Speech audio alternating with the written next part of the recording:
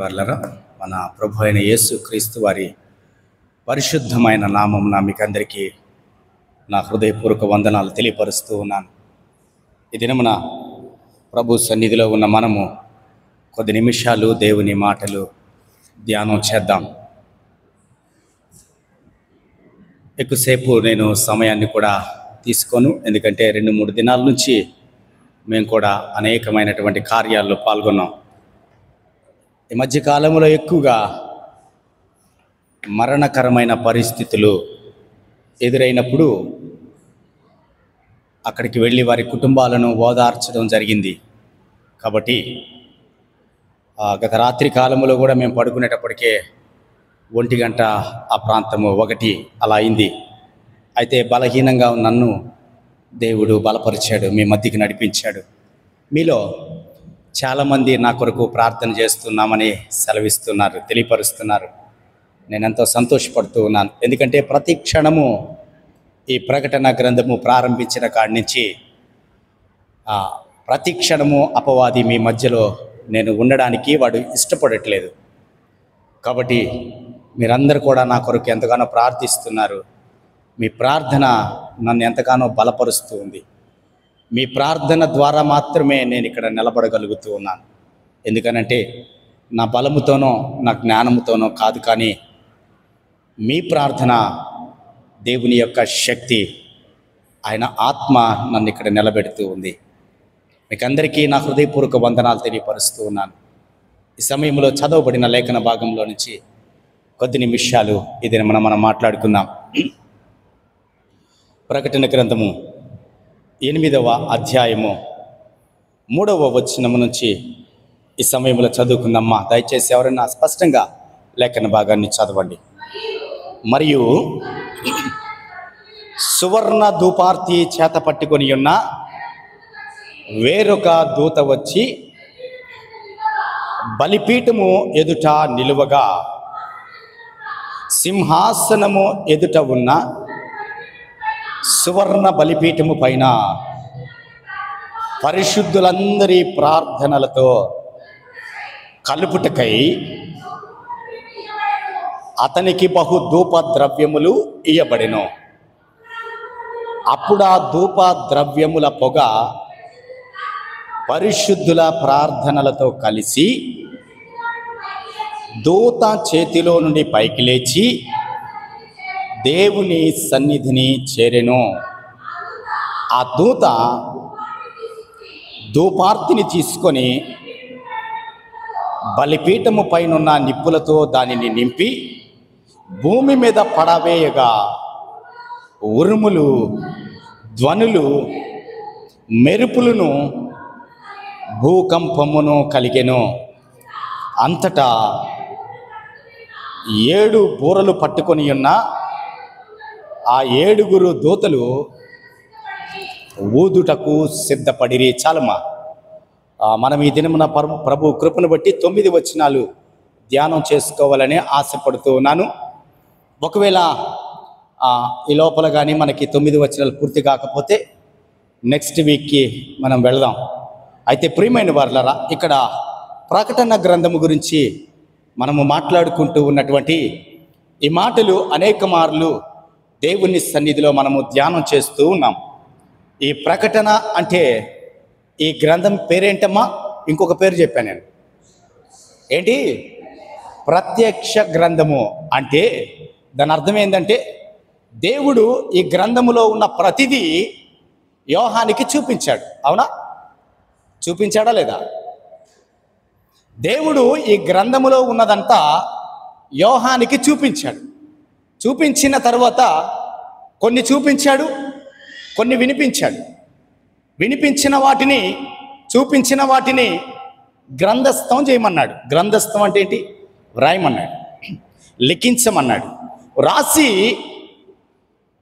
రాబోయే తరానికి అందించమన్నాడు. అర్థమవుతుందా మీకు? ఇప్పుడు మనకి ఎవరు విట్నెస్? ఇక్కడ యోహానే కదా విట్నెస్. యోహాన్ అనే వ్యక్తి భూమి మీద జీవించాడా? ఈ గ్రంథములో మాత్రమే యోహాన్ అనే పేరుందా? యోహాను ఈ భూప్రపంచం మీద జీవించాడా? చారిత్రాత్మకమైనటువంటి ఆధారాలు ఏమన్నా ఉన్నాయా? ఉన్నాయా? ఉన్నాయన్న వాళ్ళు చేతులు ఎత్తండి. ఏమో అన్న వాళ్ళు కూడా చేతులు ఎత్తండి. చెప్పండి, మాట్లాడండి. ఉన్నాయా? మిగతా వాళ్ళు ఎందుకు వచ్చిన బాధ?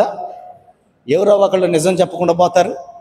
చెప్తారు కాబట్టి పాస్టర్ గారు వాళ్ళతో కమిట్ అయిపోతాడు కాబట్టి మనం కూడా ఓకే ఓకే అనుకోవచ్చు. అయితే ప్రియమైన వాళ్ళరా, ఇది నిజము, ఇది సత్యము. యోహాను గారు యేసుక్రీస్తు ప్రభువుతో జీవించాడు. ఆయన శిష్యులందరూ కూడా ఈ లోకాన్ని విడిచిపెట్టి వెళ్ళిపోయిన తర్వాత, వారి పరిచర్య ముగించి వెళ్ళిపోయిన తర్వాత చివరిగా యోహాను గారిని దేవుడు ఉంచాడు. చరిత్రకారులు అంటారు యోహాను గారు దాదాపుగా 100 సంవత్సరాలు జీవించాడు, లేదా 100 సంవత్సరాల పైనే యోహాను గారు జీవించారని చరిత్ర మనకి తెలియపరుస్తుంది. చరిత్రకారులు చాలా ఆధారాలు బయట పెట్టారు. అయితే ఈ సమయంలో ఈ యోహాను ఎందుకు దేవుని యొక్క సన్నిధిలో అందరూ హతసాక్షులుగా మారిపోయినా కానీ యోహాను కూడా హతసాక్షిగా మార్చబడడానికి తీసుకొచ్చిన తర్వాత దేవుడు విడిపించాడు. పౌలును ఎందుకు విడిపించలేదు? ఆయన శిష్యులను ఎందుకు దేవుడు విడిపించలేదంటే అనేక మార్లు అది దేవుని ఇష్టము. చాలాసార్లు మనం అనుకుంటాం కదా, కొంతమంది సేవకుల్ని లాస్ట్ మూమెంట్లో వారు మరణాన్ని తప్పించుకుంటారు, కొంతమంది తప్పించుకోలేక చనిపోతూ ఉంటారు, చంపబడుతూ ఉంటారు. అంటే అది దేవుని ఉద్దేశము, అది దేవుని చిత్తము. మనము దేవుణ్ణి అడగడానికి కూడా ఎటువంటి యోగ్యత మనకి లేదు. ఎవరి ద్వారా ఎటువంటి పరిచర్య దేవుడు జరిగించాలో, ఎవరి ద్వారా దేవుడు ఎలా వాడుకోవాలో అది ఆయనకే తెలుసు. అందుకే పౌలు గారిని చంపించాడు. అదే రీతిగా 12 మంది శిష్యుల్లో కూడా ప్రతి శిష్యుడు కూడా హతసాక్షిగా మార్చబడ్డాడు వారి పని అయిపోయిన తర్వాత. కానీ యోహానుకి దేవుడు దీర్ఘాయువు ఇచ్చాడు. యోహాను దాదాపుగా 100 సంవత్సరాల పైనే జీవించాడు కదా.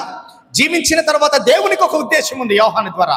ఏంటి దేవుని ఉద్దేశము అంటే, పేతురు కానీ ఇంకా మిగతా వాళ్ళు యాకోబు కానీ, లేదా పౌలు, శీలలు, ఇలాగ తిమోతి, ఇటువంటి వారందరి ద్వారా దేవుడు సంఘ పరిచర్య జరిగించాడు, సంఘాలను బలపరిచాడు. అదే రీతిగా సంఘాలను కట్టారు వాళ్ళు. అదే రీతిగా సంఘములో ఉన్నటువంటి లోపాలను కూడా వారు సరిదిద్దారు. అయితే దేవుడు యోహానుకి ఒక ప్రత్యేకమైనటువంటి ఒక స్థానాన్ని తన హృదయంలో ఇచ్చాడని మనం అనుకుందాం. ఏంటి ఆ స్థానము అనంటే, అందరూ వెళ్ళిపోయిన తర్వాత యోహాన్ని ఒక ప్రాంతానికి తీసుకొచ్చాడు దేవుడు. ఆ ప్రాంతమే ఏంటి? పద్మాసు ద్వీపము. దానికి సంబంధించి మీకు చారిత్రాత్మకమైనటువంటి అనేకమైన ఆధారాలు, మీకు నోట్స్ కూడా ఇచ్చాను. దాని మీద మీకు ఎగ్జామ్ కూడా పెట్టాను నేను. కాబట్టి ఆ పద్మాసు ద్వీపము ప్రజెంట్ ఈ భూమి మీద ఉందా? ఎక్కడ ఉంది? ఏ దేశానికి సంబంధించింది అది? ఏ సముద్ర దీవి అది? ఎస్, మీరందరూ కూడా ఎగ్జామ్లో అడిగిన ప్రశ్నలే మళ్ళీ అడిగారు సార్. జాలీగా చెప్పేస్తాం మేము అని చెప్పేస్తా ఉన్నారు. Very good. అయినప్పటికీ చాలా మంచిది.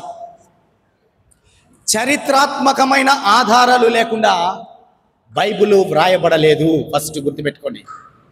చరిత్రతో కూడినటువంటి ఆధారాలతో లిఖించబడింది బైబిల్ గ్రంథము. కరెక్ట్గా చెప్పాలి అంటే చరిత్రకే ఆధారము ఈ బైబిల్ గ్రంథము. భూత, వర్తమాన, భవిష్యత్ కాలాలు.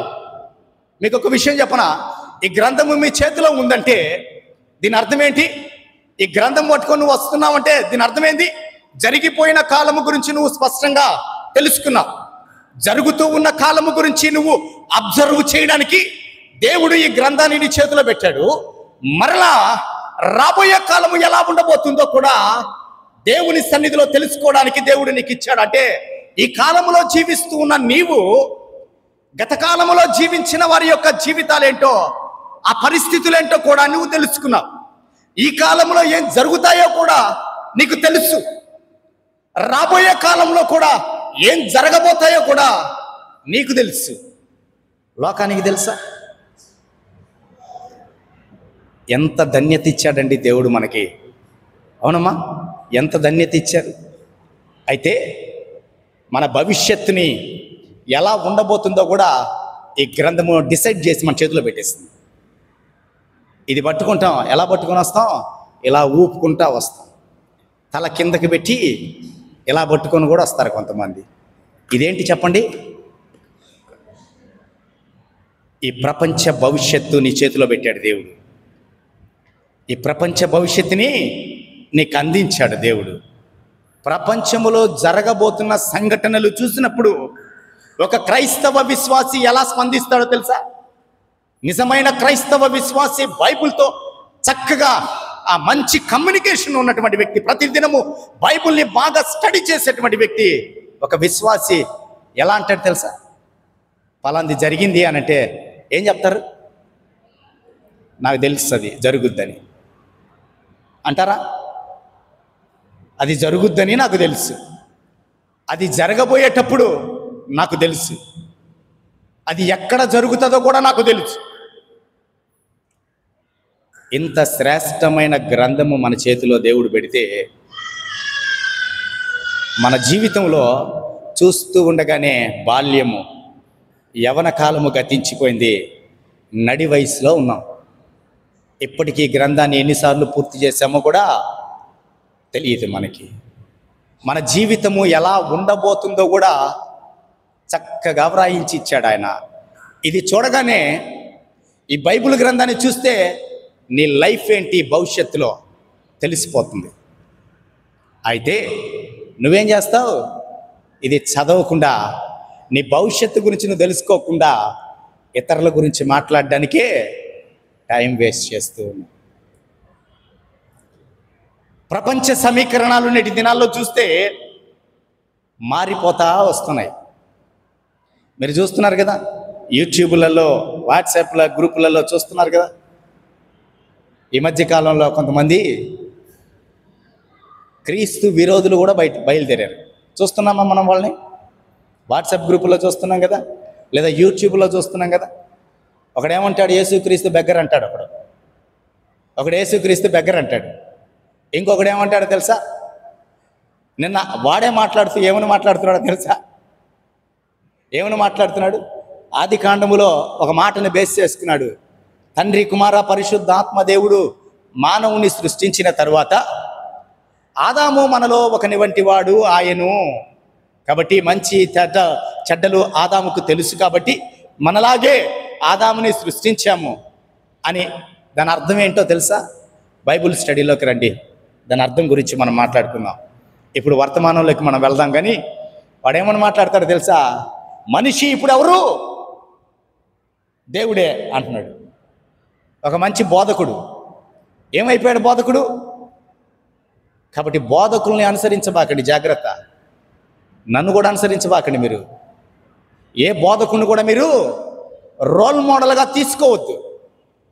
యేసుక్రీస్తు ప్రభు వారిని మాత్రమే నువ్వు రోల్ మోడల్గా తీసుకోవాలి. బైబిల్ గ్రంథమే నీకు ప్రామాణిక గ్రంథం అయి ఉండాలి. ఇది ఎన్నో ఆటుపోట్లను తట్టుకున్న తర్వాత, ఎంతోమంది హతసాక్షులుగా మార్చబడిన తరువాత వారి రక్తముతో వ్రాయబడినటువంటి గ్రంథం ఇది.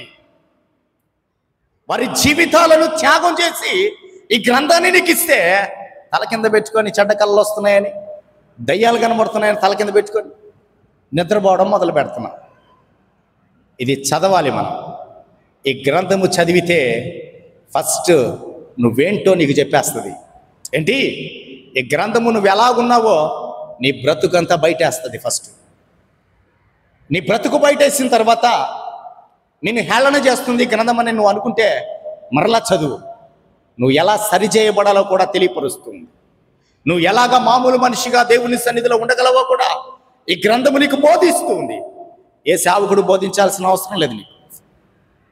ఈ గ్రంథాన్ని నువ్వు నిశ్చితంగా పరిశీలన చేస్తే, చక్కగా ఈ గ్రంథాన్ని నువ్వు ధ్యానం చేయగలిగితే, ఏదో పాస్టర్ గారు చెప్పాడు కదా, రోజుకొక 5 అధ్యాయాలు చదివేసి గబగబా అడబడేసి వెళ్ళిపోవడం కాదు. బైబిల్ గ్రంథములో ప్రతి వచనాన్ని చక్కగా మాట్లాడుతూ ఉంటాడు దేవుడు. రాశాడు, మన కొరకు వ్రాయించి ఇచ్చాడు. అది వ్రాసుకున్న తర్వాత, చదివిన తర్వాత దాన్ని ధ్యానం చేయాలి, ప్రభువుని అడగాలి. అడిగితే దాని అర్థం దేవుడు తెలియపరుస్తాడు. ప్రియమైన వారలారా, చదవబడిన లేఖన భాగంలో యోహాను గారు మనకి భవిష్యత్తు గురించి దేవుడు వ్రాయించి ఇచ్చినటువంటి గ్రంథాన్ని యోహాను ద్వారా ఈ దినమున మనము అందుకోబోతున్నాం. పరిశుద్ధ గ్రంథములో ప్రకటన గ్రంథమే లేకపోతే మన జీవితానికి అంతిమ తీర్పు ఏంటి అనేది మనకు తెలిసేది కాదు. క్రైస్తవుడు నిజమే విశ్వాసిగా బ్రతుకుతూ ఉన్నాడు, తన ఆశలను చంపుకున్నాడు, కోరికలను చంపుకున్నాడు, దేవుని సన్నిధిలో ఆరాధిస్తున్నాడు. తర్వాత ఏంటి? మనిషి 70 సంవత్సరాలు 80 సంవత్సరాలు జీవించాడు, ఈ లోకంలో చనిపోయాడు. తర్వాత ఏంటి? మనిషి అంటే నేను క్రైస్తవుల గురించి మాట్లాడట్లా, అందరి గురించి మాట్లాడుతున్నాను. తర్వాత ఏంటి? అయితే ప్రియమైన వారలారా, మనిషి యొక్క ఆలోచనలు వేరు, దేవుని ఉద్దేశాలు వేరు. అందుకే దేవుడు ఒక ఉద్దేశపూర్వకంగా ఇది వ్రాయించాడు.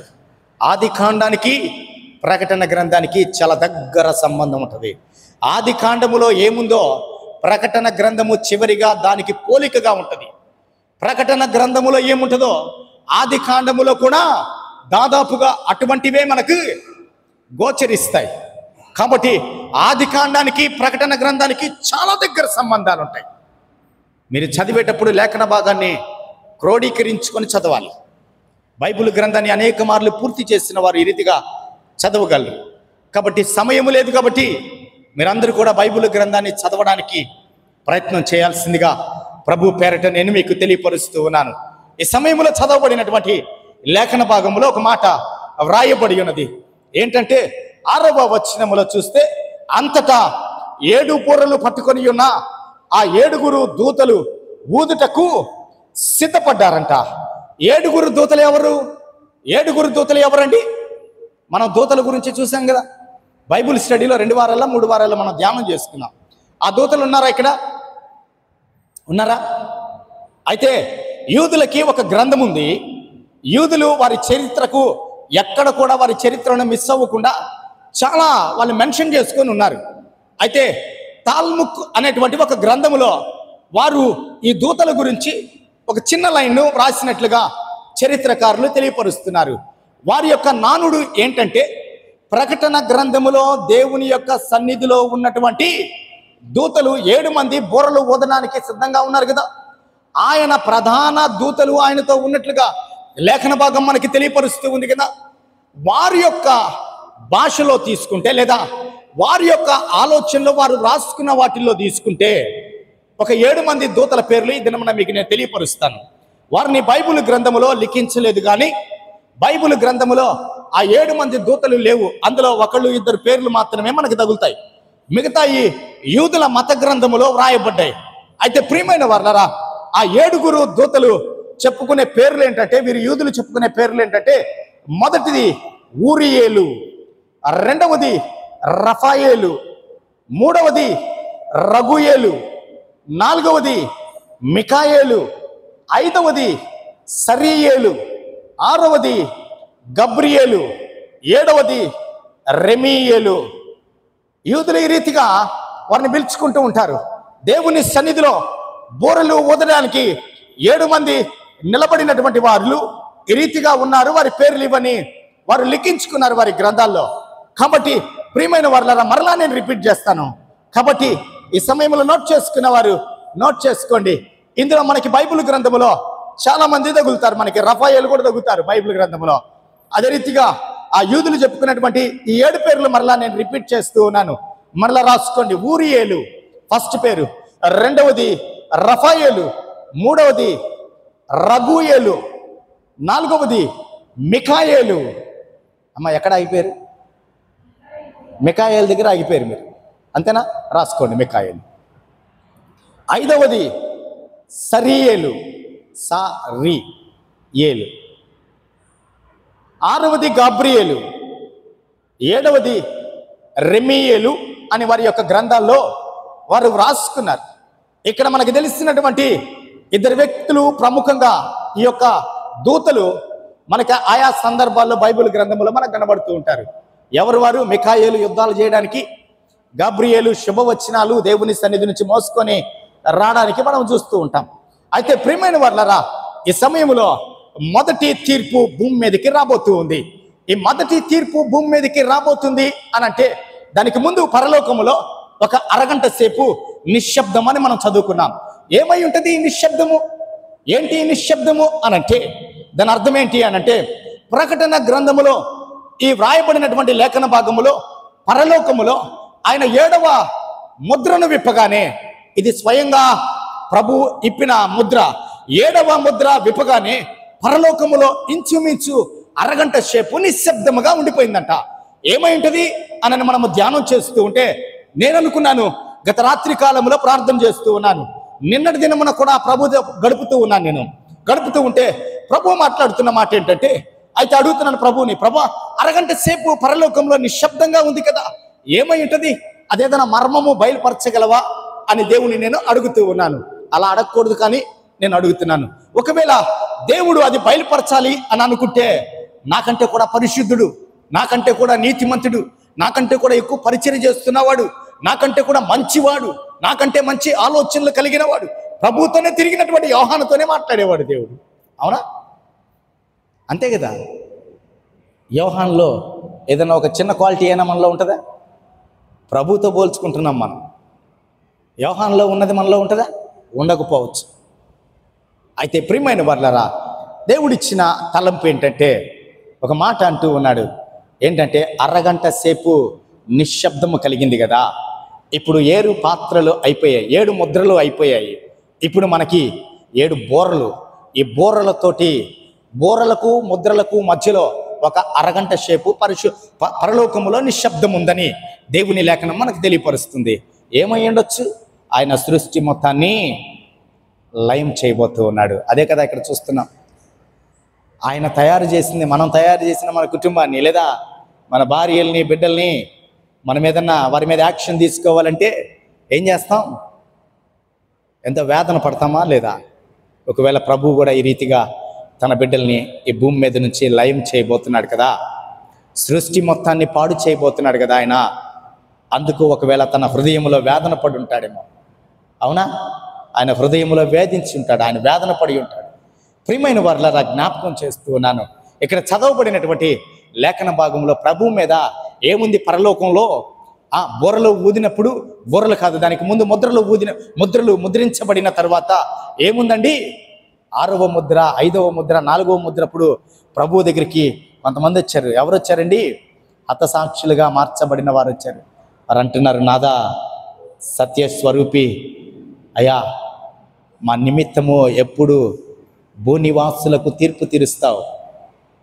40 సంవత్సరాల వయసయ్యా, 25 సంవత్సరాల వయసయ్యా, 18 సంవత్సరాల వయసులోనే మీ పిలుపు అందుకొని మీరు వెళ్ళమన్న ప్రాంతానికి వెళ్ళి, నేను మీ నీతిని, మీ పరిశుద్ధతను, మీ ప్రేమను నేను బోధించాలంటే నా తల్లిదండ్రులను కూడా చూసుకోకుండా చంపేశారయ్యా, నా భార్య బిడ్డలను కూడా చూడనీయకుండా చంపేశారయ్యా. నా బిడ్డల మీద ఎంతో ఆశ ఉండేది, నా బిడ్డల్ని ఒక మంచి సేవకులుగా చేయాలనో, ఒక మంచి ప్రయోజకులుగా చేయాలనో, ఈ లోకానికి ఒక మంచి నీతి కలిగిన బిడ్డని నేను ప్రజెంట్ చేయాలని నా బిడ్డల కొరకు దివారాత్రులు ప్రార్థన చేశానయ్యా.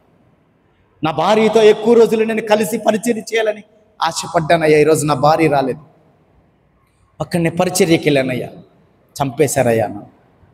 తిరిగి నా భార్య, నా బిడ్డల రోదన చూస్తున్నావు కదా. వారు ఎంత విశ్వాసులైనా కానీ, భార్య చనిపోయినా, భర్త చనిపోయినా, బిడ్డలు చనిపోయినా రోధించరా? రోధిస్తారు. ఎందుకు రోధిస్తారు? ఇక వారు కనబడరు మనకి. వారు అడుగుతున్నారు. వారు అడగడంలో తప్పేమన్నా ఉందా?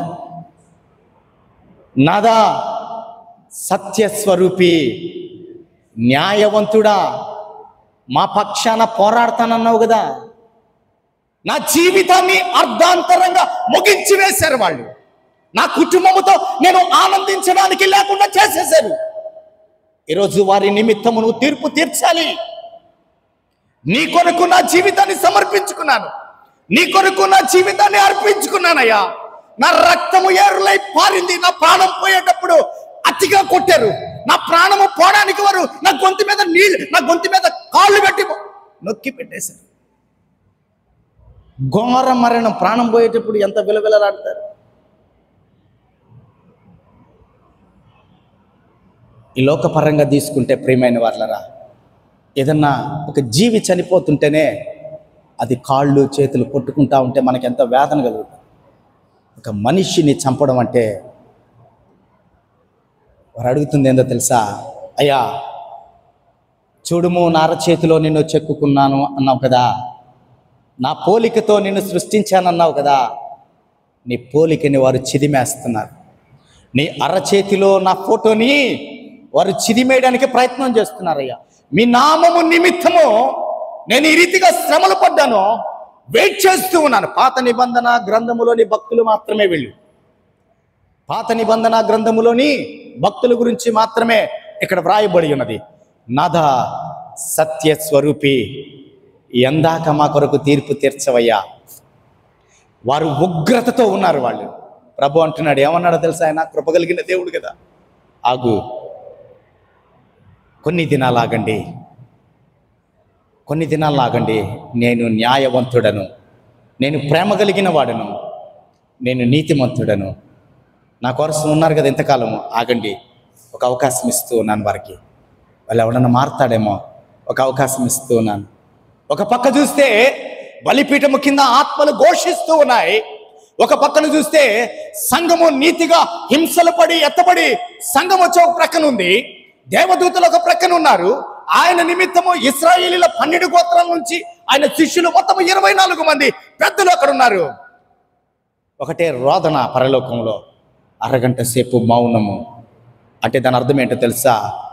సముద్రములో తుఫానుకు ముందు లేదా సునామీకి ముందు సముద్రం ఎలా ఉంటుందంట? చాలా ప్రశాంతంగా ఉంటుందంట. లోకం కూడా ప్రజెంట్ అలాగే ఉంది. మాకేమిలే ప్రశాంతంగా ఉన్నాం, మంచి సంపాదన ఉంది, నాకేమిలే. ఎవరు అనుకుంటున్నారు ఈ మాట? ఎవరమ్మా? ఎవరు అనుకుంటున్నారు ఈ మాట? లోకం అనుకుంటుందా? క్రైస్తవులు కూడా అనుకుంటున్నారా? ఇక్కడ ప్రాబ్లం ఏంటంటే క్రైస్తవులు కూడా అనుకుంటున్నారు. లోకంతో మనకు పనిలే, వాళ్ళ గురించి దేవుడు చెప్పేది చెప్తాడు తర్వాత. క్రైస్తవ జీవితం కూడా ఎలా ఉందో తెలుసా? ఈరోజు ఇంకా ఏదో చేయాలి, ఇంకా ఏదో సాధించాలి, ఇంకా ఇంకా ఇంకా నేనేదో చేయాలని దేవుడిచ్చిన బాధ్యతను మర్చిపోతున్నారు. అవునా? దేవుడి నీ మీద పెట్టిన నమ్మకాన్ని చూడండి. ప్రియమైన వాళ్ళరా, ఈ లోకంలో తీసుకుంటే నా కుటుంబం నుంచే తీసుకోండి. ఒక మాట చెప్తూ ఉన్నాను, ఎగ్జాంపుల్. నా తండ్రి ఎప్పుడో ఆయన వివాహమైన తర్వాత మా అమ్మ మా నాన్న ఇద్దరు కలిసి కూర్చొని ప్రార్థన చేశారంట. ప్రార్థన చేసిన తర్వాత ఆయన అన్నాడంట, మా నాన్న, ప్రథమ ఫలము నీది కదా ప్రభువా, కాబట్టి నాకు మగపిల్లవాడు పుడితే నీ పరిచర్యకి ఇస్తాను అన్నాడంట. ఒప్పుకున్నాడు మా నాన్న. మగపిల్లవాడే పుట్టాడు, మా అన్న పుట్టాడు. మా అన్నని పరిచర్యకి ఇచ్చేసాడు మా నాన్న. మా అన్న పరిచర్య చేయాల. ఈరోజు వరకు కూడా 55 సంవత్సరాల వయసు ఉంటుంది మా అన్నకి. ఈరోజు కూడా మన పరిచర్యకి వెళ్ళాల. ఎన్నో రీతిలుగా మా నాన్న ఒక శ్రమ వచ్చినప్పుడు మా నాన్న మా అన్నను చూపించనేవాడు. ఏమన్నాడంటే, నా కుటుంబానికి శ్రమ ఏంటంటే నేను దేవునికి నిన్ను ఇస్తానని చెప్పాను రా, పంపించలేకపోయాను రా, నిన్ను దేవుడే మార్చుకోవాలరా అని మా నాన్న. ఆ రోజుల్లో మా నాన్నకి మంచి పరిచయాలు ఉండే రైల్వేలో. మా నాన్న కూడా రైల్వేలో చేశాడని మీకు చెప్తున్నాను కదా. ఆ పరిచయాలు బట్టి అందరికీ ఉద్యోగాలు ఇప్పించాడు మా నాన్న రైల్వేలో. మా అన్నకు మాత్రం ఇప్పించలే. ఎందుకు ఇప్పించలే తెలుసా? ఏ రోజైనా నువ్వు ముసలోడైనా కానీ ఇలాగే ఉండిపోవాలి, కానీ నీకు మాత్రం నేనైతే ఉద్యోగం పెట్టించాను. ఎందుకో తెలుసా? నిన్ను దేవునికి ఇచ్చాను నేను. మా నాన్న నీతిగా జీవించాడు.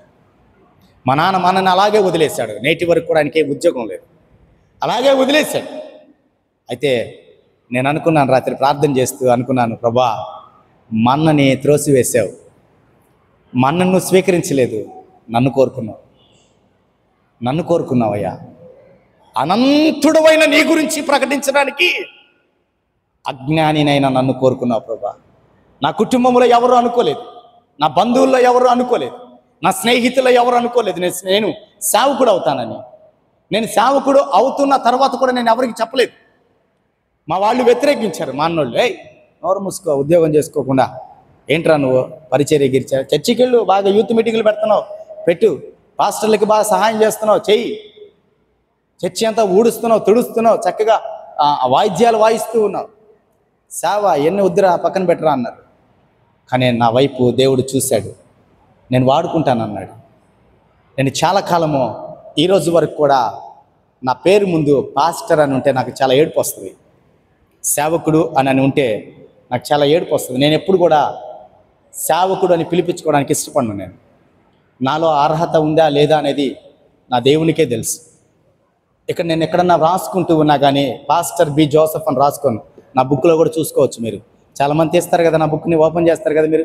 ఇది అయిపోయిన తర్వాత మీరేం చేస్తారు? జెరాక్స్ తీస్తారు కదా ఇది. కాబట్టి దీంట్లో చూడండి, పాస్టర్ బి జోసెఫ్ అని రాయని వర్తమానం అంటే. పాస్టర్ అంటే దానికి నాకు అర్హత ఉందా లేదా నాకు ఇప్పటికే క్లారిఫికేషన్ లేదు నాకు. సో నేను అందుకని ఏం చేస్తానో తెలుసా, నా పేరే రాసుకుంటానా, నా జోసెఫ్ అని రాసుకుంటా. అంటే దాని అర్థం ఏంటంటే, నా దేవుడు ఎంత గొప్పవాడి గురించి నేను ప్రకటిస్తూ ఉన్నానంటే నాకు అట్టి యోగ్యత ఇచ్చాడు ఆయన. ఎంత యోగ్యత ఇచ్చాడు, నా కుటుంబంలో నుంచి నన్ను ఆయన, మా అన్నని త్రోసివేశాడు, నన్ను నిలబెట్టాడు, నన్ను కట్టాడు. ఈరోజు వర్తమానం అందిస్తుంటే మా అన్న కూర్చొని వింటూ ఉన్నాడు. నేను వర్తమానం అందిస్తుంటే మా అన్న కూర్చొని వింటూ పక్కన వాళ్ళతో మాట్లాడుతున్నాడు. మా తమ్ముడిని మళ్ళీ ఇంకోసారి రమ్మని చెప్పండి మీరే. వాడిని నేను పిలిస్తే వాడు రాడు, ప్రార్థన చేసి చెప్తానంటాడు వాడు. మీరు అడగండి, ఎవరు అడిగినా నేను ఇదే చెప్తా. ప్రియమైన వారలారా, జ్ఞాపకం చేస్తూ ఉన్నాను ఈ సమయంలో. ఇది మనం వర్తమానంలోకి వెళ్ళే ముందు ఎందుకు ఈ మాట నేను మీకు తెలియపరుస్తున్నానంటే, దేవుడు పిలిచాడంటే వాడుకుంటాడు. దేవుని పిలుపుకు మనము లోబడ్డామంటే, లోకంలో నేను చాలా సంపాదించాలనుకున్నాను, ఈ లోకపరంగా నేను అది చేయాలి ఇది చేయాలనుకున్నాను. కానీ దేవునిలోకి వచ్చిన తర్వాత దేవుడు, ఒకవేళ లోకంలో ఉంటే నేను అవి సంపాదించుకునేవాడిని కాదేమో, సంపాదించుకోలేను. దేవునిలోకి వచ్చిన తర్వాత సమృద్ధిగా ఇచ్చాడు నాకు దేవుడు. నాకెంత సమృద్ధిగా ఇచ్చాడంటే అంత సమృద్ధిగా ఇచ్చాడు. ఇందాక నేను వికాస్ వచ్చేటప్పుడు మాట్లాడుకుంటూ వచ్చాం. ప్రియమైన వారలారా, జ్ఞాపకం చేస్తున్నాను ఈ సమయంలో ప్రకటన గ్రంథములో 8వ అధ్యాయము 3వ వచనం నుంచి 9 వరకు మనము ధ్యానం చేసుకోబోతున్నటువంటి మాటలు ఈ సమయంలో చూద్దాం. ఒక మాట చదువుకుందాం. సువర్ణ ధూపార్తిని చేత పట్టుకొని ఉన్న వేరొక దూత వచ్చి బలిపీఠము ఎదుట నిలవగా. ఇప్పుడు బలిపీఠము కింద ఏమున్నాయి? ఇప్పుడు బలిపీఠము దగ్గర నుంచి ఏం ప్రారంభమైంది? బలిపీఠము దగ్గర ఎవరు నిలబడ్డారమ్మా? ఎవరు నిలబడ్డారు? చదవమ్మా లేఖన భాగాన్ని గట్టిగా చదవండి. మరియు సువర్ణ ధూపార్తి చేత పట్టుకొని ఉన్న వేరొక దూత వచ్చి బలిపీఠము ఎదుట నిలువగా, సింహాసనము ఎదుట ఉన్న సువర్ణ బలిపీఠము పైన పరిశుద్ధులందరి ప్రార్థనలతో కలుపుటకై అతనికి బహు ధూప ద్రవ్యములు ఇవ్వబడెను. అప్పుడు ఆ ధూప ద్రవ్యముల పొగ పరిశుద్ధుల ప్రార్థనలతో కలిసి దూత చేతిలో నుండి పైకి లేచి దేవుని సన్నిధి చేరెను. ఆ దూత ధూపార్తిని తీసుకొని బలిపీఠము పైనున్న నిప్పులతో దానిని నింపి భూమి మీద పడవేయగా ఉరుములు, ధ్వనులు, మెరుపులు, భూకంపమును కలిగిను. ప్రియమైన వాళ్ళరా, గతంలో 5వ అధ్యాయంలో మీతో మాట్లాడి నేను ఈ విషయాలు ఏంటి, ఈ విషయాల్లో ఉన్నటువంటి మర్మము ఏంటి అనంటే, ఇప్పుడు బలిపీఠము దగ్గర దూత నిలబడింది, అవునా? బలిపీఠము కింద ఏమున్నాయి? హతసాక్షుల యొక్క ఆర్తనాదాలు ఉన్నాయి, హతసాక్షుల యొక్క ప్రార్థనలు ఉన్నాయి. ఇప్పుడు ఏమైంది? దూత తీసుకున్నటువంటి ఆ పాత్రలో ఏముందమ్మా? ధూప ద్రవ్యము. ధూపం అంటే ప్రార్థన. బలిపీఠము దగ్గర నిలబడిందంటే తీర్పు కొరకు నిలబడింది. ఇప్పుడు బలిపీఠము దగ్గర నుంచే తీర్పు రాబోతుంది. బలిపీఠము దగ్గర నుంచి దేవుని యొక్క కృప వచ్చింది. ఆ కృప మానవుడు తృణీకరించాడు. ఏంటి కృప? ఏమొచ్చింది? బలిపీఠము, మొదటి బలిపీఠము దగ్గర నుంచి దేవుడు నిర్గమకాండములో బలిపీఠాన్ని వ్రాయించాడు కదా. ఇలా తయారు చేయాలి, అలా తయారు చేయాలి, దానికి ఇంత డిస్టెన్స్ ఉండాలి, ఈ కర్ర వాడాలి, ఇలాంటి పాత్రలు ఉండాలి, ఇలాంటి వ్యక్తి అక్కడ నిలబడాలి, లేవీయుడు అని దేవుడు చాలా స్పష్టంగా నిర్గమకాండము 27వ అధ్యాయం నుంచి 29 అధ్యాయాలు చదవండి మీరు ఇంటికి వెళ్ళేసి. అందులో చాలా బలిపీఠం గురించి చాలా స్పష్టంగా దేవుడు ఎందుకు చెప్పాడు, కొలతలతో సహా ఎందుకు చెప్పాడు తెలుసా? ఇప్పుడు పరలోకములో యోహాను చూస్తున్న బలిపీఠము, భూలోకములో దేవుడు ఇచ్చినటువంటి బలిపీఠము 2 మెజర్మెంట్స్ ఒకటే. పరలోకంలో ఏముందో బలిపీఠం ఎలా ఉందో భూలోకములో కూడా బలిపీఠం అలా ఉందని లేఖన భాగం మనకి తెలియపరుస్తుంది. ప్రియమైన వారలారా, జ్ఞాపకం చేస్తున్నాను, ఈ సమయంలో బలిపీఠము దగ్గర నుంచి తీర్పు ప్రారంభమైంది. అయితే దేవుని తీర్పు బలిపీఠము దగ్గర నుంచి ప్రారంభమైంది అనంటే, ఇప్పుడు దానికి ముందుగా జరిగినటువంటి బలిపీఠము దగ్గర దేవుని యొక్క తీర్పుకి ముందు ఏముంది? ఆయన కృప, ఆయన కనికిరము, ఆయన ప్రేమ, ఆయన పరిశుద్ధత ప్రారంభమైంది. బలిపీఠము దగ్గర, మొదటి బలిపీఠము దగ్గర ఏం ప్రారంభమైంది? మొదటి బలిపీఠము దగ్గర ఏం ప్రారంభమైందమ్మా? ఒక వ్యక్తి పాపం చేసినప్పుడు బలిపీఠము దగ్గరికి వచ్చి నిలబడి, యాజకుని ముందు నిలబడి, అయ్యా నేను ఈ పాపం చేశాను అని చెప్పినప్పుడు మోషే ధర్మశాస్త్రం ప్రకారంగా పాపము చేసిన వాని నిమిత్తము రక్త ప్రోక్షణ జరగాలి. ఆ పాపము క్షమించబడాలంటే ఒక నిర్దోషి అయినటువంటి గొర్రె కానీ మేక కానీ ఒక నిర్దోషి అయిన పావురము కానీ గువ్వలు కానీ వధించబడాలి. ఇప్పుడు అవి వధించబడిన తర్వాత ఆ వ్యక్తి తన పాపాన్ని చెప్పి ఆ వధించబడినటువంటి వధకు సిద్ధంగా ఉన్నటువంటి గొర్రె మీద ఆ 2 చేతులు పెడతాడు. అయ్యా, నేను పాపము చేశాను, నా పాపాలు దీని మీద వేస్తూ ఉన్నాడు దేవుడు ధర్మశాస్త్రం ప్రకారంగా. ఇప్పుడు ఆ వ్యక్తి ఒప్పుకున్నాడు పాపాన్ని. ఆ పాపము చేతులు పెట్టగానే ఈ గొర్రె మీదకి వచ్చేసింది పాపము. ఇప్పుడు ఈ గొర్రె అర్పించబడాలి. ఈ గొర్రె అర్పించబడిన తర్వాత ఆ రక్తము తీసుకొచ్చి బలిపీఠము దగ్గర ప్రోక్షించబడాలి. అప్పుడు దేవుడు దాన్ని స్వీకరిస్తాడు. తిరిగి మరలా ఆ వ్యక్తి పరిశుద్ధుడుగా బయటికి వెళుతూ ఉన్నాడు. ఇప్పుడు హెబ్రీ పత్రికలో ఒక మాట వ్రాయబడి ఉన్నది.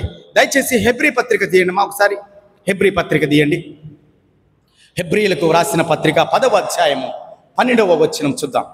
10వ అధ్యాయము అమ్మా ఎవరమ్మా ఆయన? మరలా చదువు తల్లి. ఈయన అయితే పాపముల నిమిత్తమై సదాకాలము నిలచు ఒక్క బలిగా అర్పించి అప్పటి నుండి తన శత్రువులు తన పాదపీఠముల దగ్గర చేయబడు వరకు కనిపెట్టుచు కుడి పార్శ్వమున, దేవుని కుడి పార్శ్వమున ఆసీనుడై ఉన్నాడంట. ప్రియమైన వారలారా, 12వ వచనం నుంచి 14 వరకు చూసుకోండి ఇంటికి వెళ్ళి. తర్వాత 26వ వచనము, 25వ వచనము, 27 వరకు మీరు ఇంటికి వెళ్ళి చూడండి. ఇప్పుడు జరిగినటువంటి బలిపీఠము దగ్గర ఒక బలి జరిగింది. అర్థం చేసుకోవాల్సిన విషయం ఏంటంటే, బలిపీఠము దగ్గర ఒక బలి జరిగింది. ఏంటి ఆ బలి? మానవుని శుద్ధిని చేయడానికి ఒక బలి జరిగింది. ఇప్పుడు మానవుడు ధర్మశాస్త్రాన్ని అడ్డుపెట్టుకున్నాడు. ఈ ధర్మశాస్త్రాన్ని అడ్డుపెట్టుకున్న తర్వాత మానవుడు మరలా పాపం చేస్తున్నాడు. తనకి ఇప్పుడు పాపానికి ప్రాయశ్చిత్తం చేసుకోవడానికి ఒక మార్గం దొరికింది. ఇప్పుడు పాపం చేయడానికి ఒక కారణం కావాలి. ఇప్పుడు ఎవడన్నా తాగుబోతాడు మానేశాడు అనుకుందాం, వాడికి ఒక కారణం కావాలి తాగడానికి. ఎవరన్నా ఊర్లో చచ్చిపోయాడు అనుకో, ఫస్ట్ వీడు పొద్దున్నే పోయి తాగేసి వస్తాడు. ఏమేనంటే సబ్జెక్ట్ అది. ఏంటి? పాపం చేయడానికి సబ్జెక్ట్ అది. క్రిస్మస్కి కూడా తాగేవాళ్ళు ఉన్నారు. ఏంటి? క్రిస్మస్కి కూడా తాగుతారు. ఎందుకంటే సంతోషం, నా కొరకు యేసయ్య పుట్టాడు, నేను ఎంజాయ్ చేయాలి. క్రిస్మస్కి తాగేస్తున్నారు. మరలా దేనికి తాగుతున్నారు? గుడ్ ఫ్రైడేకి తాగుతున్నారు. గుడ్ ఫ్రైడేకి కూడా వాడు మీకంటే తెలియగలం. వాడు ఏం చేస్తాడు? గుడ్ ఫ్రైడేకి కూడా చక్కగా తాగేసి, అరే ఈరోజు కూడా తాగేమంటారా అని అంటే ఏమంటాడు? ఏడుస్తాడు. నా ప్రభువు నా ప్రభువు సిలువలో వేలాడుతూ ఉన్నాడన్నా అని వాడు తాగేస్తాడు. వేదన తట్టుకోలేక, ఎవరికి చెప్పుకోలేక, ఒకటే రోదన. అందరూ చర్చిలో కూర్చొని ప్రార్థన చేస్తుంటే వాడు బయట కూర్చొని తాగుతూ ఉంటాడు. వాడి బాధ ఎవరు ఓర్చలేరు.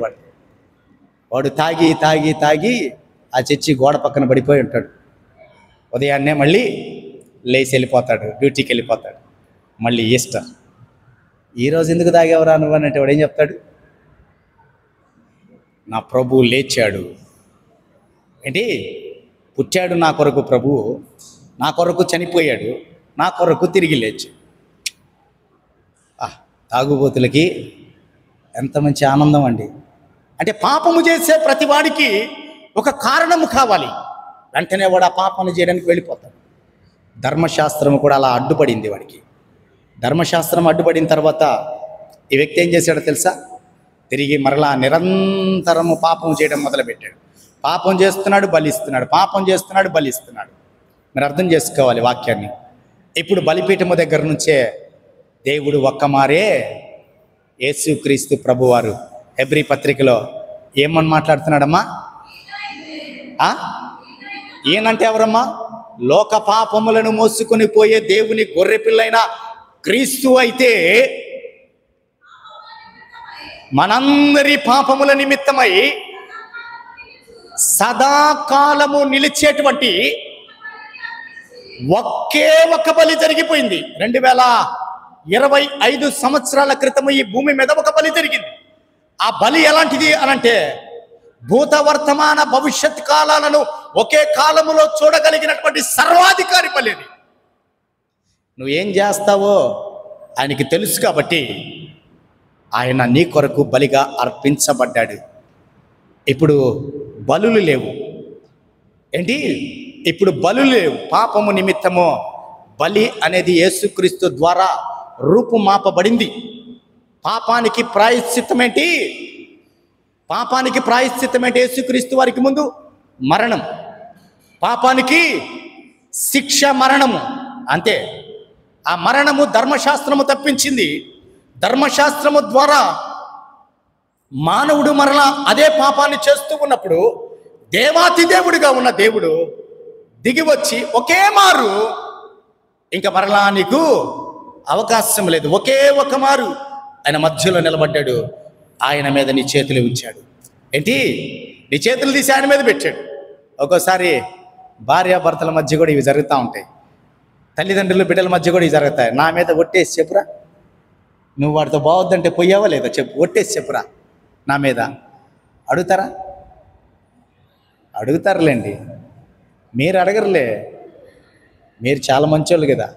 4 సంవత్సరాల నుంచి మిమ్మల్ని ప్రాధేయపడుతుంటే మీరు ఈ మాత్రం ఉన్నారు. చాలా సంతోషం.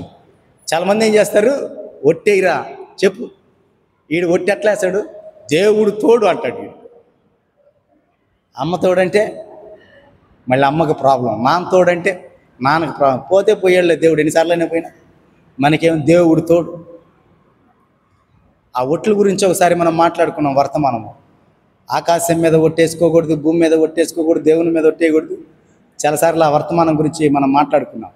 అయితే ప్రియమైన వాళ్ళరా, జ్ఞాపకం చేస్తున్నాను, ఈ బలిపీఠము, మొదటి బలిపీఠము దగ్గర జరిగినటువంటి అర్పణ దేవాతి దేవుడు మానవుని కొరకు అర్పించబడిన తరువాత ఇప్పుడు బలిపీఠము దగ్గర నుంచి కృప వచ్చింది, బలిపీఠము దగ్గర నుంచి కనికరం వచ్చింది, బలిపీఠము దగ్గర నుంచి పరిశుద్ధత వచ్చింది, బలిపీఠము దగ్గర నుంచి తగ్గింపు వచ్చింది, బలిపీఠము దగ్గర నుంచి ప్రేమ వచ్చింది.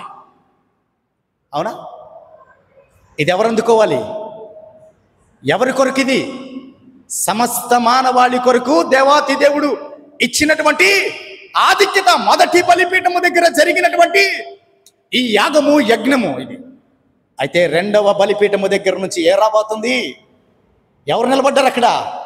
దేవుడు ఆర్డర్ పెట్టాడు, వెళ్ళు అన్నాడు. బోర ఊదగానే ఏమైపోయింది? ఇప్పుడు పరిశుద్ధులు ప్రార్థనలు చేస్తున్నారు కదా, సంఘం ఎత్తబడింది కదా. ఇప్పుడు సంఘం ఎక్కడుంది? సంఘము పరలోకంలో ఉంది కదా. సంఘము, పరిశుద్ధులు పరలోకంలో ఉన్నారు. హతసాక్షులు బలిపీఠం కింద ఉన్నారు.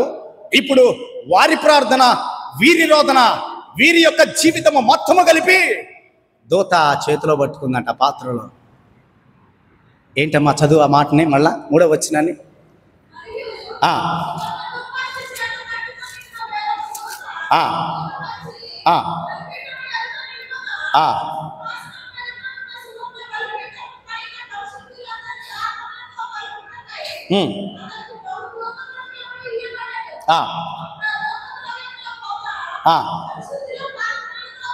ఇప్పుడు ధూప ద్రవ్యములతో ఏం కలిసిందండి?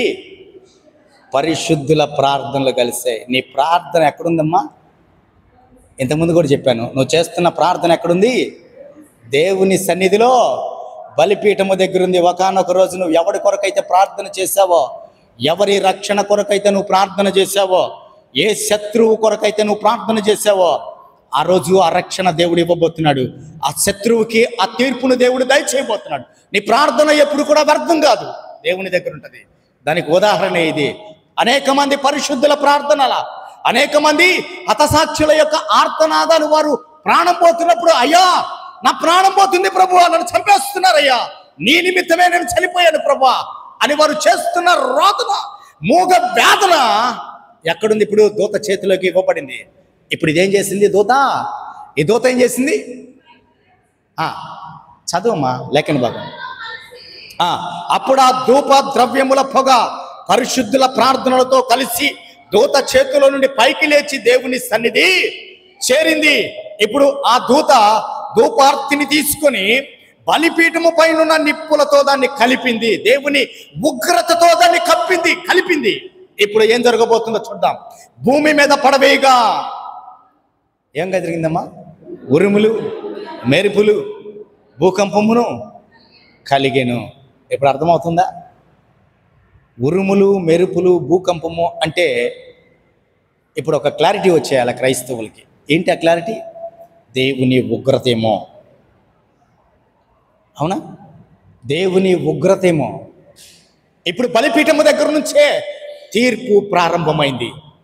బలిపీఠము దగ్గర నుంచి కృపా కనికరములోకి రాలేని మానవుడికి బలిపీఠము దగ్గర నుంచే దేవుని తీర్పు ప్రారంభమైంది. ఆ తీర్పు ఎలా ఉండబోతుందో కింద వచ్చినని చూద్దామ్మా. కింద వచ్చినని తీయండి. మొదటి దూత ఆ ఆ ఆ ఆ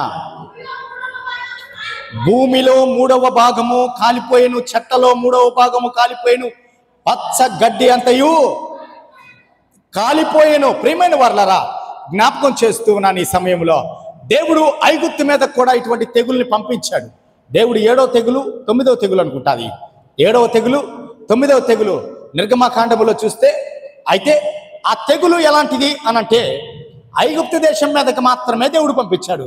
రేపు ఈ బలిపీఠము దగ్గర నుంచి ప్రారంభించబడినటువంటి ఈ పరిస్థితి ఎవరికి రాబోతుందంటే సమస్త మానవాళి మీదకి ఉగ్రత రాబోతున్నట్లుగా దేవుని లేఖన భాగం మనకి తెలియపరుస్తూ ఉంది. జ్ఞాపకం చేస్తున్నాను ప్రియమైన వారలారా, మొదటి నాలుగు బోరలు ప్రకృతి మీద విజృంభించబోతున్నాయి. లాస్ట్ 3 బూరలు మానవుని యొక్క జీవితాన్ని ఛిద్రం చేయబోతూ ఉన్నాయి. జ్ఞాపకం చేస్తున్నాను ఈ సమయంలో. పరిశుద్ధాత్మ దేవుడు మనతో మాట్లాడుతున్నటువంటి మాట ఏంటంటే, బలిపీఠము దగ్గర నుంచి కృప వచ్చింది, అందుకున్నావా? శ్రేష్ఠుడివే. బలిపీఠము దగ్గర నుంచి ఉగ్రత రాబోతుంది. ఆ ఉగ్రత వచ్చే లోపల ఆయన కృపలో నువ్వు ఉంటే నువ్వు తప్పించబడతావని దేవుని లేఖన భాగము తెలియపరుస్తూ ఉంది. ప్రియమైన వారలారా, జ్ఞాపకం చేస్తున్నాను, ఈ మొదటి దూత బోరా ఊదినప్పుడు ఏమైందండి? రక్తముతో మిళితమైన వడగంట్లను అగ్నియు భూమిపైన పడవేయబడెను. అందువలన భూమిలో 3వ భాగము కాలిపోయెను, చెట్లలో 3వ భాగమును కాలిపోయెను, పచ్చ గడ్డి అంతయు కాలిపోయెను. ప్రియమైన వారలారా, జ్ఞాపకం చేస్తూ ఉన్నాను, ఆదికాండములో మనం 11వ ఆదికాండము 1వ అధ్యాయములో మనం చూస్తే దేవుని యొక్క సృష్టి అది. అవునా? ఆ సృష్టిలో దేవుడు ఎన్ని రోజులు చేశాడమ్మా? మొదటి రోజు ఏం చేశాడు చెప్పండి సార్? సండే స్కూల్లో ఎప్పుడో నేర్చుకున్నాం మేము. ఏంది ఇది మీరు అడగడం కానీ మేము చెప్పడం కానీ అప్పుడు ఎప్పుడో మాకు ఎట్ట గుర్తుంటాయి? అది సండే స్కూల్లో నేర్చుకునే మమ్మల్ని అడుగుతారా మీరు? ఇంకొకళ్ళు అయితే బైబిల్ ఆల్రెడీ తీసేసి మేము చెప్పేస్తాం సార్ అని అంటున్నారు. ఏమా మొదటి రోజు ఏం చేశాడమ్మా దేవుడు సృష్టిలో? అమ్మా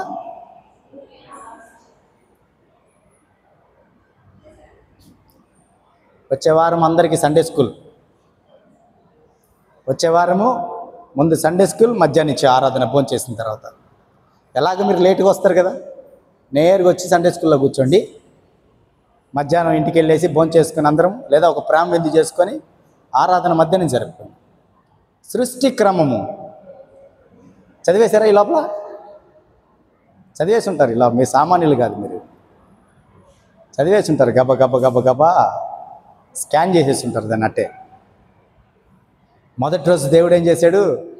వెలుగును చీకటిని వేరుపరిచాడు. రెండో రోజు ఏం చేశాడు? ఆకాశము భూమిని వేరుపరిచాడు. మూడో రోజు ఏం చేశాడు? గడ్డిని, చెట్లు, ఫలాలు ఇచ్చేవి అన్నిటినీ మలిపించాడు. నాలుగో రోజు ఏం చేశాడు? సూర్యుడిని, చంద్రుణ్ణి, నక్షత్రాలను చేశాడు. ఐదో రోజు ఏం చేశాడు? జలచరములను, పక్షులను, కీటకాలను అన్నిటినీ చేశాడు. ఆరో రోజు ఏం చేశాడు? మనిషిని. అంతేనా? ఏడో రోజు ఏం చేశాడు దేవుడు? ఆరాధన పెట్టాడా? చర్చికి రమ్మన్నాడా? విశ్రాంతి దినం. ఎవరికి విశ్రాంతి? ప్రభు విశ్రాంతిని కూడా లాక్కుంటున్నారు విశ్వాసులు ఈ రోజుల్లో. ఆదివారంగా సార్ పిల్లలు 9 గంటలకు లేస్తున్నారు, ఆదివారం అని ఏమనట్లా, సండే స్కూల్కి మాత్రం పంపించట్లా. ఆదివారం కాబట్టి ఒకరోజు పండుకొని లేని వదిలేసాం వాళ్ళు. విశ్రాంతి దినము ఎవరికి? విరామము అని చెప్పొచ్చు దాన్ని. విశ్రాంతి అనేది మన తెలుగు వర్షన్లో ఉంది, కానీ దాన్ని విరామము అని చెప్పొచ్చు. ఆయన సృష్టి క్రమాన్ని చేసి వదిలిపెట్టాడు. అయితే ఇప్పుడు బలిపీఠము దగ్గర నుంచి ప్రారంభమైన తీర్పు ఎక్కడికి వచ్చింది? ఆది కాండంలోకి వచ్చింది. ఆది కాండంలో 3వ పాయింట్ చూడండి. అది ఏంటి? ఆ 3వ పాయింట్, గడ్డి చెట్లు ఇవి ఉన్నాయి కదా, ఈ ప్రకృతి మీదకి దేవుని ఉగ్రత వచ్చింది. చదవండి, ప్రకటన గ్రంథంలో మనం చదువుకున్న లేఖన భాగంలో ఏవేవి కాలిపోయాయండి?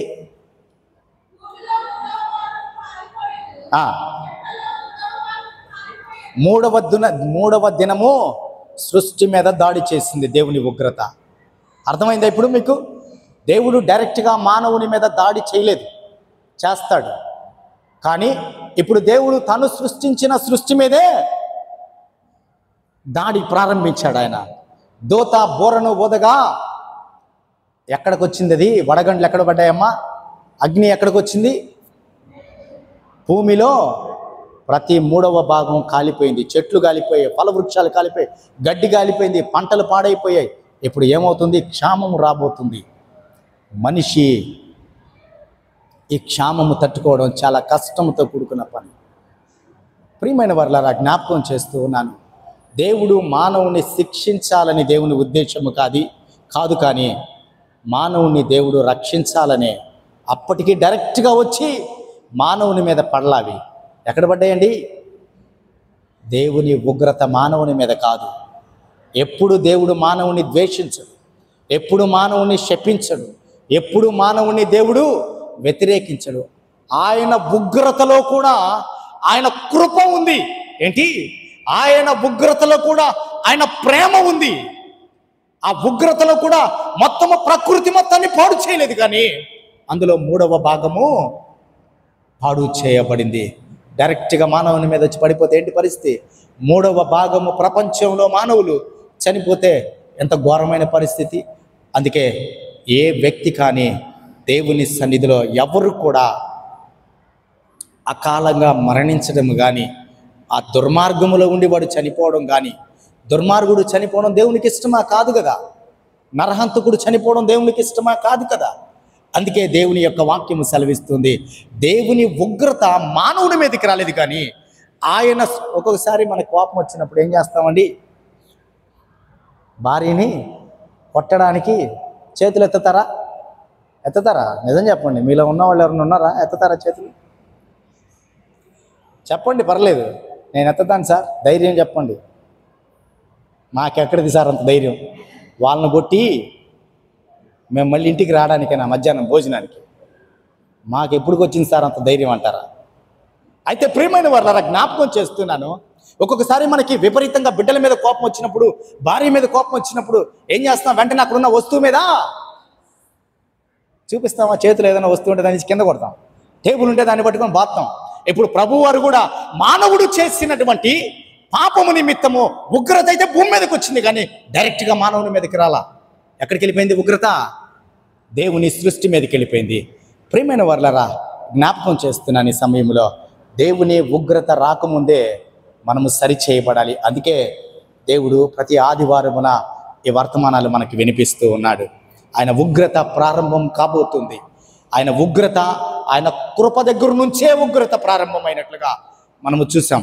ప్రియమైన వారలారా, జ్ఞాపకం చేస్తున్నాను, ఆది కాండములో దేవుడు చేసినటువంటి ఆ సృష్టి మీద ఉగ్రత వచ్చింది. 2వ దూత బోర ఊదగానే ఏం జరిగిందో చూడమ్మా.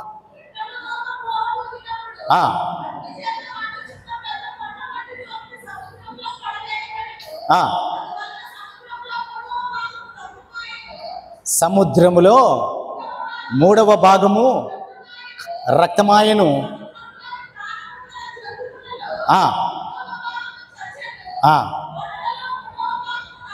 ఓడలలో 3వ భాగము నాశనం అయిపోయింది. దేవుని కోపము దేవుని మీద దేని మీద ఉంది?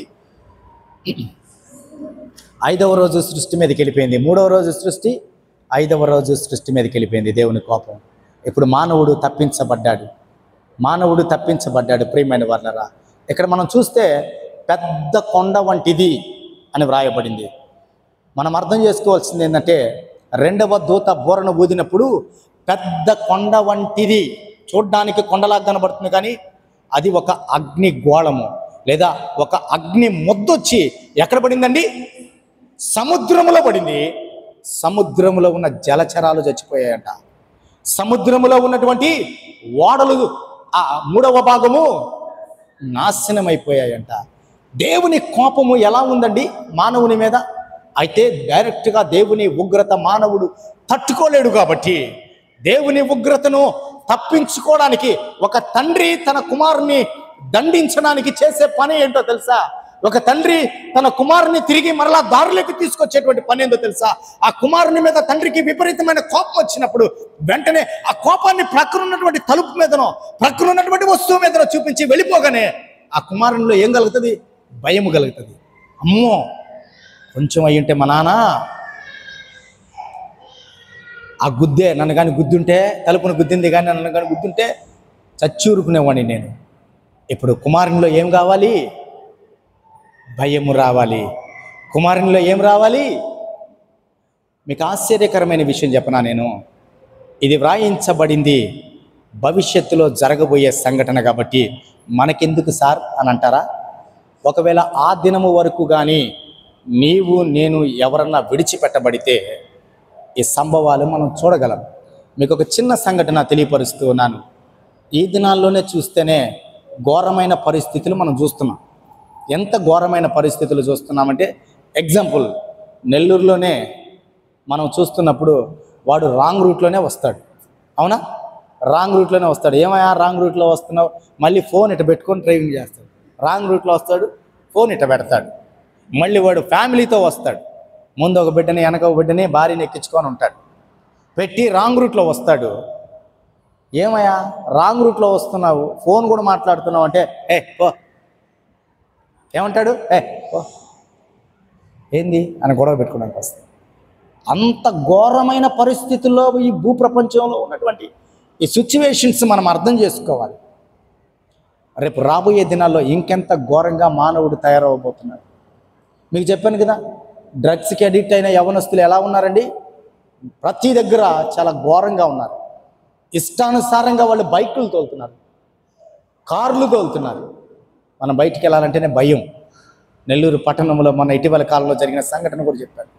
బాబు బైక్ అడ్డం తీస్తావా అని ఆయన అడిగిన దానికి నేరుగా వచ్చి పొడి చేశాడు. అక్కడే చచ్చిపోయాడు ఆయన. ఈ సంఘటనలు చూసినప్పుడు మనిషి యొక్క మానవత్వము ఏమైపోతుంది అని మనం ఆలోచన చేస్తే ప్రకటన గ్రంథంలో కనబడుతుంది మనకు ఆన్సర్. అంచె దినాల్లో అపాయకరమైన దినాలు, దుర్దినాలు రాకముందే నీ బాల్యం అందే నీ సృష్టికర్తను నువ్వు జ్ఞాపకం చేసుకోమని దేవుని లేఖన భాగం చాలా స్పష్టంగా చెప్తుంది. ప్రియమైన వాళ్ళరా, జ్ఞాపకం చేస్తున్నాను ఈ సమయంలో. హెబ్రీలకు రాసినటువంటి పత్రికలో దేవుడు మాట్లాడిన మాట ఏంటో తెలుసా? ఆయన ఒక్క మారే బలైపోయాడు. ఇప్పుడు బలిలు లేవు, అర్పణలు లేవు. ఏంటి ఇప్పుడు ఏముంది? దేవునికి నీకు మధ్యలో క్రీస్తు వారు మాత్రమే నిలబడ్డారు. నిత్యము ఆయన విజ్ఞాపన చేస్తున్నాడు. బలి అర్పణ యేసు క్రీస్తు వారి ద్వారా అయిపోయిన తర్వాత ఇప్పుడు జరగబోయేది ఏంటంటే, ఇంకా బలులు జరగవు, అర్పణలు లేవు. ఒకటే ఉంది, ఏంటి? తీర్పు మాత్రమే ఉంది. దేవుని లేఖన భాగం తెలియపరుస్తుంది. ఇప్పుడు తీర్పులోకి మనము వెళ్ళకూడదు అనంటే మన విశ్వాసాన్ని మనం కాపాడుకోవాలి. తీర్పులోకి మనము వెళ్ళకూడదు అనంటే, దేవుని ఉగ్రత దినములో మనము ఉండకూడదు అనంటే, నీకిచ్చిన రక్షణను కాపాడుకోవాలి, నీకిచ్చిన విశ్వాసమును నువ్వు కాపాడుకోవాలి. అబ్రహాము ఒక్కడే పిలిచాడు దేవుడు, అబ్రహాము నమ్మాడు, దేవునితో నడిచాడు. ఇస్సాకు ఒక్కడే నీ తండ్రి దేవుణ్ణి నిన్ను ఆశీర్వాదిస్తాను, బలపరుస్తానన్నాడు, నమ్మాడు, ప్రభుతో ఉన్నాడు. యాకోబు ఒక్కడే ఆ రాత్రి పారిపోతున్నాడు, దేవుని దగ్గర కూర్చున్నాడు. నువ్వు నన్ను ఆశీర్వాదించాలి. ఆశీర్వాదాలు తీసుకున్నాడు కదా తండ్రి దగ్గర, ఆశీర్వాదాలు తీసుకున్నాడు కదా. ఆశీర్వాదం రాదు ఇంకా, కానీ ఆశీర్వాదాలు దేవుడిస్తేనే అది స్థిరపరచబడతాయి. నువ్వు నన్ను ఆశీర్వాదిస్తే ఒక్కడే యాకోబు ఒక్కడే ఆశీర్వాదాల కొరకు కూర్చున్నాడు. మోషే ఒక్కడే మిద్యాను దేశంలో దేవుణ్ణి కలుస్తున్నాడు. రా నిన్ను నాయకుడిని చేస్తానంటే వచ్చేసాడు. యోసేపు ఒక్కడే పాపానికి దూరంగా ఉన్నాడు. ప్రియమైన వారలారా, ఈ సమయంలో జ్ఞాపకం చేస్తూ ఉన్నాను, పరిశుద్ధాత్మ దేవుడు మనతో మాట్లాడుతూ ఉండగా ఈరోజు మన ఆత్మీయ స్థితి ఎలా ఉంది? మొదటి దూత బోర ఊదింది, రెండవ దూత బోర ఊదింది. ఈ రెండు ప్రకృతి మీదకి వెళ్ళాయి. మూడవ దూత, నాలుగవ దూత, 7 దూతలు ఉన్నారు కదా, వీరి బోరల మధ్య ఏమి ఈ భూప్రపంచానికి సంభవించబోతున్నాయో ఆ సంఘటనలు కూడా మనం చూడబోతున్నాం రాబోయే దినాల్లో. అయితే ప్రభు అంటున్నాడు ఈరోజు, అబ్రహాము లాంటి విశ్వాసము ఈ భూమి మీద నేను కనుగొనాలని నేను ఆశపడుతూ ఉన్నాను. ప్రియమైన వారలారా, బోర శబ్దము రాకముందే మనం ఏం కలిగి ఉండాలి? నిరీక్షణ కలిగి ఉండాలంట. ఏముండాలి? బోర శబ్దము రాకముందే సంఘములో ఉన్న క్రైస్తవ విశ్వాసికి మొదటిగా నిరీక్షణ ఉండాలంట. నిరీక్షణ ఉన్నవాడు మాత్రమే సిద్ధపాటు కలిగి ఉంటాడు. సిద్ధపాటు కలిగిన వాడు మాత్రమే సువార్తను ప్రకటిస్తాడు. ఇప్పుడు ఈ బోరలు దూతలు మనం చూస్తున్నాం కదా, ఈ దూతలు బోరలు ఊదకముందే, దేవుని తీర్పు బలిపీఠము దగ్గర నుంచి ప్రారంభించబడకముందే క్రైస్తవ విశ్వాసికి కావలసింది ఫస్ట్ ఏంటి? నిరీక్షణ. రెండవది ఏంటి? సిద్ధపాటు. మూడవది ఏంటి? సువార్త ప్రకటన. నువ్వు సిద్ధపడ్డావు, నిరీక్షణ కలిగి ఉన్నావు. సిద్ధపరచడానికి దేవుడు నీకు అవకాశం ఇస్తూ ఉన్నాడు. ఈ సిద్ధపడ్డావు అంతే చాలు, నేను నా కుటుంబం చాలు. దేవుడు ఒప్పుకోడండి దాన్ని. దేవుడు ఒప్పుకోడు. ఆ రోజుల్లో శిష్యులు కూడా 12 మంది, మా కుటుంబము మేము ప్రభువుని అంగీకరించాం, చాలు ప్రభువా మేము ఉంటామంటే ఈరోజు మనం ఉండేవాళ్ళం కాదు. అవునా? ఈరోజు దేవుడు ఆ బాధ్యతను, స్వార్థ బాధ్యతను మనకిచ్చాడు. ఆ బాధ్యతను మనం కలిగి జీవిస్తున్నాము. మన వరకు మనము నిరీక్షణ కలిగన్నా ఉంటున్నామా? సిద్ధపాటు మనల్ని మనము చేసుకొని ఉంటున్నామా? ఎప్పుడైతే దేవుని యొక్క రాకడ నిరీక్షణ కలిగి మానవుడు క్రైస్తవ విశ్వాసిగా ఉన్నవాడు జీవిస్తాడో వాడికి సిద్ధపాటు ఉంటుంది. వాడికి సిద్ధపాటు ఉంటే అనేక మందిని సిద్ధపరుస్తాడు. ఇది దేవుని వాక్యము మనకి సెలవిస్తుంది. కడబోర శబ్దము మ్రోగగానే ఎవరు ఎగిరిపోతారండి? ఫస్ట్ ఎవరమ్మా?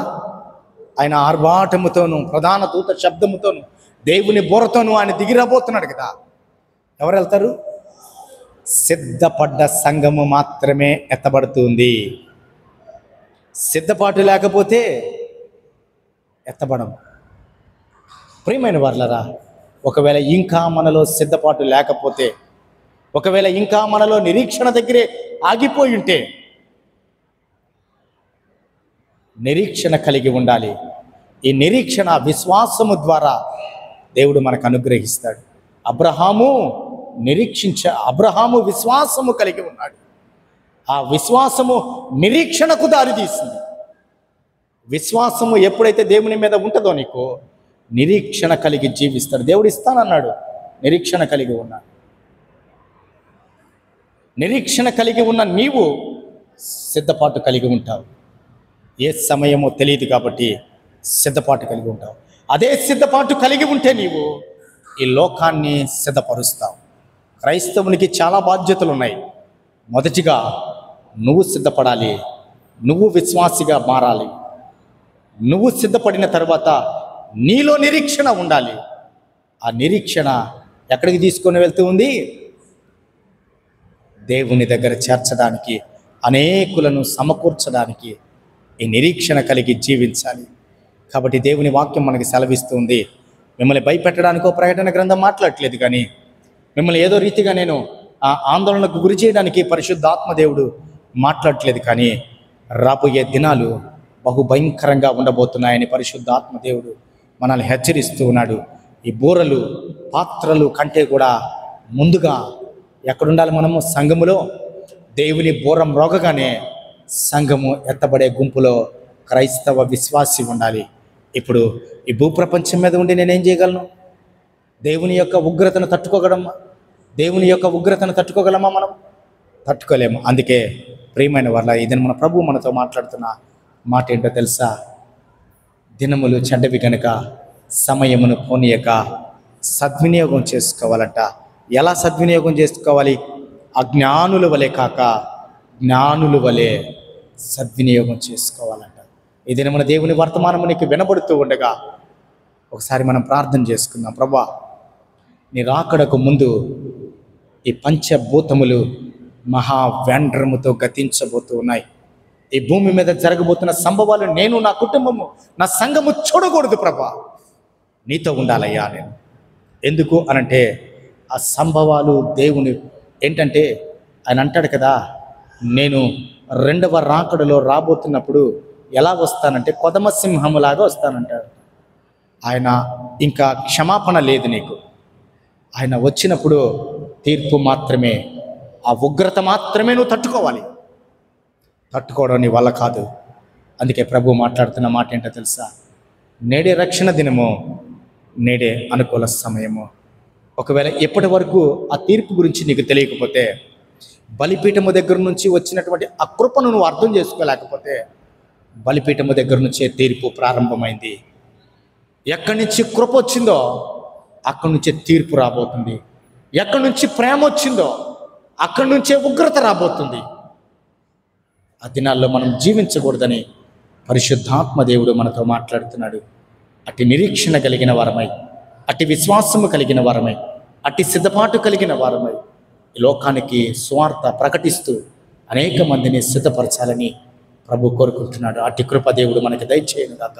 సంఘములతో ఆత్మ చెప్పుచున్న మాట చెవి గలవాడు వినును గాక. ప్రార్థన చేసుకుందాం. మా ప్రియుడ, వందనాలు స్తోత్రము చెల్లిస్తున్నాను నాయన. పరిశుద్ధుడా, నీకే వందనాలు స్తోత్రమయ్యా. ఉదయ కాలంలో మాతో మాట్లాడారయ్యా. బలిపీఠము దగ్గర నుంచి వచ్చిన కృపను నాయన మేము అందుకోలేకపోతే బలిపీఠము దగ్గర నుంచి తీర్పు రాబోతుంది దేవా. తీర్పులో నిలబడవలసిన వారమై ఉంటాం. మీ ప్రేమను మేము అర్థం చేసుకోవడానికి దేవా సహాయమును దయచేయండి. బూరల గురించి మాట్లాడుకుంటున్నాం ప్రభా. 7 బూరలు, 7 ముద్రలు, 7 పాత్రలు, 7 దీపస్తంభములు దేవా ఈ భూమి మీదకి రాబోతున్నటువంటి మీ ఉగ్రతలో పాలిభాగమై ఉన్నాయి ప్రభా. వాటన్నిటిని మేము తప్పించుకోవాలని ఆశపడుతున్నామయ్యా. ఒకవేళ ఇప్పటి వరకు మాలో నిరీక్షణ లేకపోతే, ఇప్పటి వరకు ఒకవేళ మాలో విశ్వాసము లేకపోతే, ఇప్పటి వరకు మాలో నాయన అయ్యా నా తండ్రి మీరు చేసినటువంటి ఆ త్యాగాన్ని మేము అర్థం చేసుకోలేకపోతే, ఈ దినం మమ్మల్ని శుద్ధి చేయండి నాయన. మీ ప్రేమను మేము అర్థం చేసుకోవడానికి, మీ రక్షణను, మీ త్యాగమును నాయన మేము అర్థం చేసుకోవడానికి కృప చూపించమని. ఈ అంచె దినాల్లో దేవా మీరు అక్కడ కొరకు అనేక మందిని సిద్ధపరిచే వారముగా మమ్మల్ని జ్ఞాపకం చేసుకోమని, ఆశీర్వాదించమని మీరు మాట్లాడినందుకు వందనాలు చెల్లిస్తూ యేసుక్రీస్తు వారి ప్రశస్తమైన నామమున అడిగి పెట్టుకుంటున్నాను తండ్రి. ఆమేన్. సమయంలో బల కొరకు సిద్ధపడదాం. దయచేసి మీరందరూ కూడా బల కొరకు